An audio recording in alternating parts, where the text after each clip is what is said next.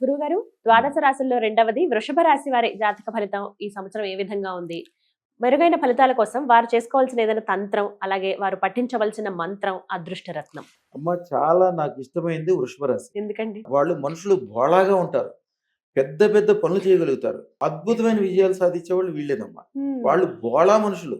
అంటే ఏదన్నా మంచి చెడ్డ విషయం ఎదురుకు రాగానే చక్కమని గ్రహిస్తారు. దీంట్లో మంచి ఉందా చెడ్డ ఉందా, నాకైతే నష్టం లేదు కదా, ఇది వాళ్ళకైతే మంచి జరుగుద్దా, చేసేద్దాం. ఖచ్చితంగా. ఒకళ్ళ గురించి ఆలోచించరు, మొత్తం సమాజంలో ఉండేవాళ్ళు మనుషుల గురించి, పెద్ద పెద్ద మంచితనం. వ్యాపారాలు, వ్యవహారాలు, పెద్ద పెద్ద అధికారాలు, రాబోయే 100 తరాలకి సరిపడి సంపాదించే అవకాశం వీళ్ళకే ఉంటుంది. వృషభం ఒక అద్భుతం. ఈ సంవత్సరం వాళ్ళు చేయాల్సింది ఏంటంటే, ఈ సంవత్సరం అదృష్టం పెట్టుకుని పెద్ద పనులన్నీ చేసుకోవాలి. వీళ్ళు ఎప్పుడు కొద్దిగా తెల్లటి బట్టలు వాడాలి, తెల్లటి వస్తువులకు ఇవ్వాలి.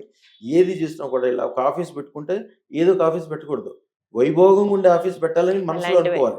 వైభోగంగా వీళ్ళు కోరే కోరికలన్నీ తొందరగా తీరుతాయి. డబుల్ బెడ్రూమ్ హౌస్ వీళ్ళు ఎప్పుడు కోరకూడదు. ఎప్పుడు ఒక 2000 గజాల్లో 5 అంతస్తులు మేడ కట్టి చుట్టూతో 10 కార్లు పెట్టుకుని, మా భార్యకి 10 కిలోలు బంగారం ఇచ్చి, మా పిల్లలకి డైమండ్ నెక్లెస్ ఇచ్చి, ఇట్లాంటి కోరికలు కోరుకుంటే శుక్రుడికి ఇష్టం ఇవన్నీ. ఆయనకి ఎంజాయ్మెంట్ అంటే ఇష్టం. అట్లాగే ఎంజాయ్మెంట్ గా చేసుకునే విధంగా ఉండే విధంగా కోరికలు కోరుకుని అదృష్టం పెట్టుకుని దానికి ఒక మంత్రం తంత్రం ఇస్తాము. గురుగారు, మరి వృషభ రాశి వారు మెరుగైన ఫలితాల కోసం ఈ సంవత్సరం వారు చేయవలసినటువంటి తంత్ర ప్రక్రియ, అలాగే వారు పఠించవలసిన మంత్రం. అమ్మా, వృషభ రాశి వాళ్ళకి ఈ సంవత్సరం అద్భుతంగా ఉండే అవకాశం ఉంది. అలాగే ప్రమాదాలు జరిగే అవకాశం కూడా ఉంది. బోళాగా ఎవరిని నమ్మవద్దు. మీ దగ్గర నుంచి డబ్బులు బయటికి తీసుకెళ్లాలంటే ఈ రూపాయి గనక బయటికి వెళ్తే దాని ద్వారా ఫస్ట్లో 100 రెట్లు రావాలి, తర్వాత 100 లక్షల రెట్లు రావాలి, తర్వాత 1 కోటి రెట్లు అవ్వాలి.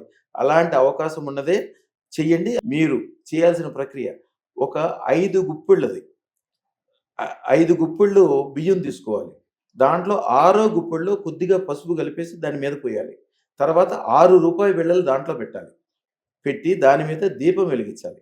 దీపం వెలిగించి శ్రీం హ్రీం శ్రీం సర్వ వైభోగ ఐశ్వర్యం ప్రయచ్చ స్వాహ. తర్వాత ఈ పూజ అయిపోయిన తర్వాత, ఈ శుక్రవారం పూర్తి చేయాలి. పూజ అయిపోయిన తర్వాత ఈ 6 రూపాయి బిళ్ళలు మీ ధనస్థానంలో పెట్టాలి. జీవితంలో ఎప్పుడూ ఖర్చు పెట్టద్దు. అసలు ఆ పెట్టిన మీరు డబ్బులు పెట్టిన చోట పైన డబ్బులు కట్ల పెరిగిపోతూ ఉంటాయి, ఆస్తులు పెరిగిపోతూ ఉంటాయి.